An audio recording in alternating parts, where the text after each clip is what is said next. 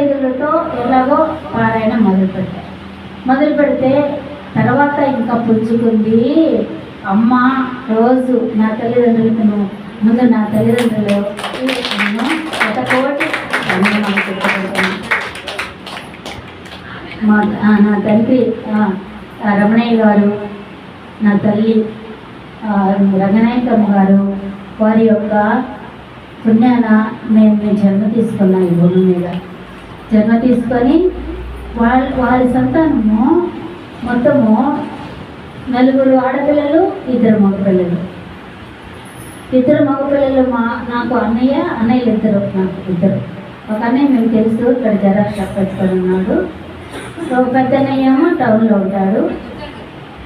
ఇక్కడికి వచ్చారు కదా, మా ఫంక్షన్కి వచ్చారు కదా.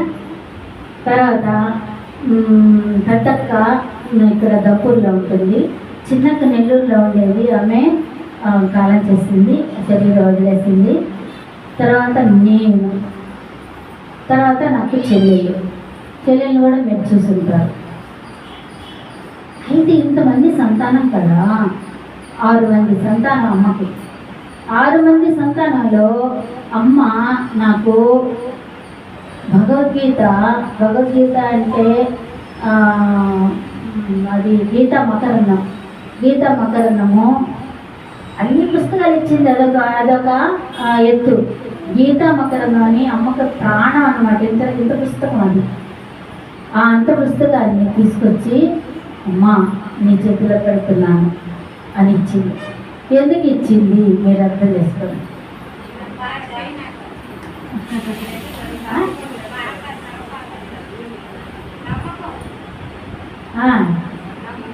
సరే నమ్మలు మాట్లాడితే చాలా చక్కగా ఏమంటే వాళ్ళకు ఆధ్యాత్మికత అనేది ఉంది కానీ కొంచెం తక్కువగా ఉంది.